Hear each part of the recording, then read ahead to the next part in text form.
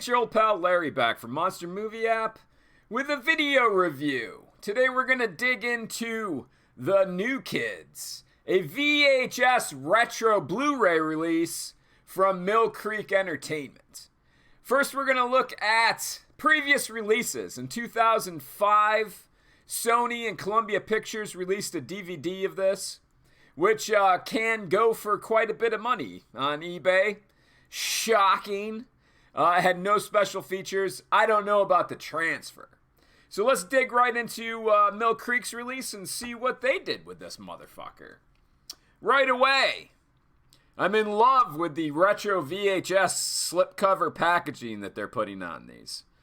This is the original Columbia Pictures VHS cover.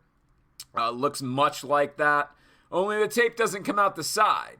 But we'll forgive them for that, because it's still fucking cool. So you got the front of the slipcover. You got the back with the tape exposed. I just like the design. I like the design a lot. You got that. And this is the DVD cover, as a matter of fact, from the Columbia Sony release in 2005. Exact same cover. I don't know about the back. I think the back might be different. Don't hold me to it. I'm not sure. And you got the original VHS cover art on the Blu-ray disc itself. So far, sexy. Nothing not to like, right? I mean, come on. At least they're trying to do something different. No special features on it whatsoever. As far as the transfer goes, it's decent. Clearly, they're not claiming that, I will switch this over right now. There we go. They're not claiming that, that they did any kind of restoration on this. It's probably just an converted DVD restoration, but it looks okay. It's a little grainy in parts, but, super clear, no artifacts, no pubic hairs floating through, cigarette burns, none of that crap. Good audio, very watchable transfer for sure. As far as the movie goes, I'm kind of shocked. I had never seen this movie before. 1985, and I'm really surprised it doesn't get more recognition from people from the 80s heads that fucking love cheesy 80s movies. I mean, it stars James Spader, Eric Stoltz, Lori Loughlin. She's in a little bit of trouble right now, but back then she was like the sexy leading lady. And also, on top of all that, a brief appearance from the legend himself, Mr. Tom Atkins. Very brief, don't get too excited. And on top of that, it was directed by Sean Cunningham, Mr. Friday the 13th himself. So, I mean, what's not to like so far?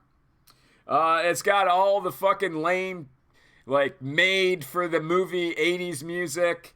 There's montages to fill in the story. It's got everything that you would expect from a cheesy 80s movie.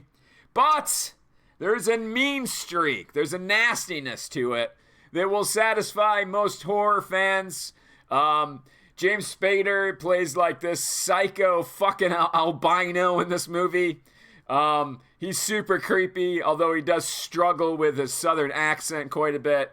But he makes your skin crawl. You believe that he's fucking dangerous throughout the movie. And then it's just, it's full of the fucking inbred, like they're inbred characters. In Florida, as a matter of fact. It was filmed in Homestead, Florida, which is not far from old Larry here. Well, it is far, but it's, it's in the same state anyway. There was somebody else in this movie that I wanted to mention, and I forget who it was. Fucking, is it John Philbin? The guy from Return of the Living Dead? Is that that guy?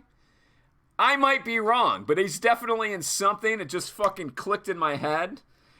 So yeah, there's a dude in there that's in another horror movie.